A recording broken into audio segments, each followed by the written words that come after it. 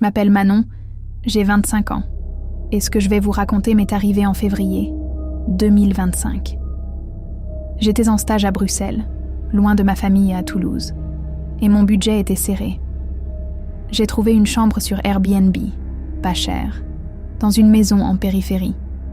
Les photos montraient un endroit cosy, lit simple, bureau, déco vintage.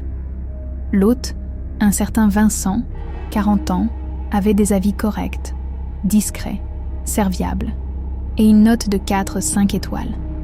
J'ai réservé pour un mois, pensant que ce serait une base tranquille pour bosser. Mais dès la première nuit, j'ai compris que quelque chose n'allait pas.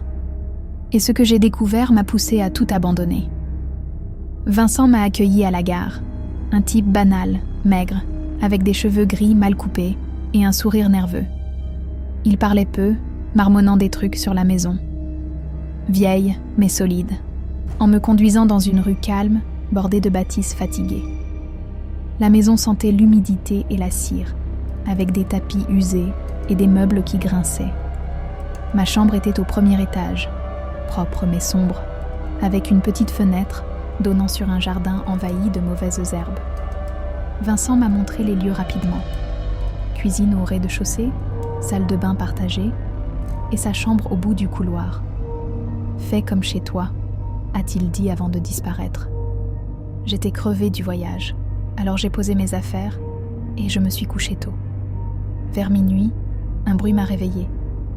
Un grattement, lent, régulier, venant du mur derrière ma tête. J'ai pensé à des souris. Une vieille maison, ça arrive. Mais ça s'est arrêté, remplacé par un murmure, faible, comme une voix étouffée. J'ai collé mon oreille au mur, le papier peint râpeux contre ma peau. Rien de clair, juste un souffle. Puis, silence. J'ai allumé ma lampe, vérifié la pièce. Rien d'anormal. La fatigue, sans doute. Le lendemain, j'ai demandé à Vincent s'il y avait des nuisibles. Il a ri, un rire sec. Juste le vent, les murs sont fins. Mais ses yeux fuyaient les miens et j'ai senti un malaise. Les nuits suivantes, les bruits ont empiré. Grattements, murmures, parfois un coup sourd, comme si on tapait doucement. Ça venait toujours du mur ou du plafond. J'ai commencé à dormir mal, à sursauter au moindre craquement. Vincent, lui, était bizarre. Il traînait dans la cuisine quand je rentrais, posant des questions. « T'as vu des amis aujourd'hui ? Tu travailles tard, hein ?» Il savait des trucs qu'il n'aurait pas dû. Mon heure de retour, ce que j'avais mangé au resto. Une fois, il m'a dit « T'as une jolie voix au téléphone », alors que je n'avais appelé personne depuis la maison. J'ai mis ça sur le compte d'une coïncidence, mais je fermais ma porte à clé chaque soir. Une semaine plus tard, j'ai trouvé une marque sur le mur de ma chambre. Une petite entaille, fraîche, près du lit, comme si on avait gratté avec un ongle. J'ai interrogé Vincent. Il a haussé les épaules. Les anciens locataires, peut-être. Mais son sourire était faux, crispé. Cette nuit-là, les murmures sont devenus des mots. Reste, reste ici. J'ai sauté du lit, allumé toutes les lumières, le cœur en panique, rien. Juste cette voix qui résonnait dans ma tête. Le lendemain, j'ai décidé de fouiller. Vincent était sorti, il partait souvent l'après-midi. Alors j'ai exploré la maison. Dans le couloir, j'ai remarqué une porte verrouillée, au fond, près de sa chambre. J'ai cherché une clé, trouvé un trousseau dans un tiroir de la cuisine. La porte menait à un sous-sol. J'ai descendu l'escalier, une lampe torche à la main. L'air était froid, moisi, et une odeur âcre me piquait le nez. En bas, des étagères croulaient sous des boîtes. J'en ai ouvert une. Des photos. Des dizaines de visages, jeunes, surtout des femmes, prises en gros plan, endormies ou inconscientes. Certaines avaient les yeux ouverts, vides.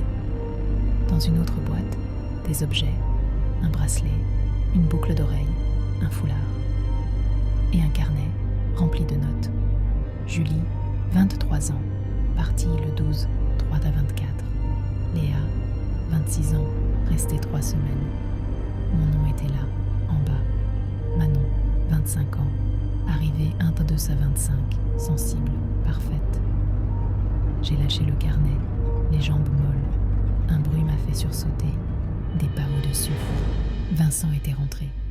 J'ai remonté les marches en silence, planqué la clé et fait semblant de dormir. Il a frappé à ma porte. « Manon, tout va bien ?» Sa voix était douce, trop douce. J'ai marmonné un oui, terrifié. Cette nuit-là, les murmures s'étagent partout et j'ai entendu un clic, comme une serrure qu'on force. J'ai sauté du lit, barricadé avec une chaise. À l'aube, j'ai pris mes affaires et filé à l'hôtel. J'ai appelé les flics, montré des photos du carnet que j'avais prises. Ils ont perquisitionné, trouvé des caméras dans les murs, des sédatifs, et pire encore, des traces dans le sous-sol, des disparitions liées à ses anciens locataires. Il est en prison, mais moi je suis brisée. Depuis, je reçois des messages anonymes. Tu me manques, ici. Une fois, j'ai trouvé un foulard, le mien, devant ma nouvelle porte. La dernière fois, c'était hier. Un murmure dans mon appart. La nuit reste. Si vous savez quoi faire, aidez-moi. Parce que là, j'ai peur qu'il ait laissé quelque chose derrière lui.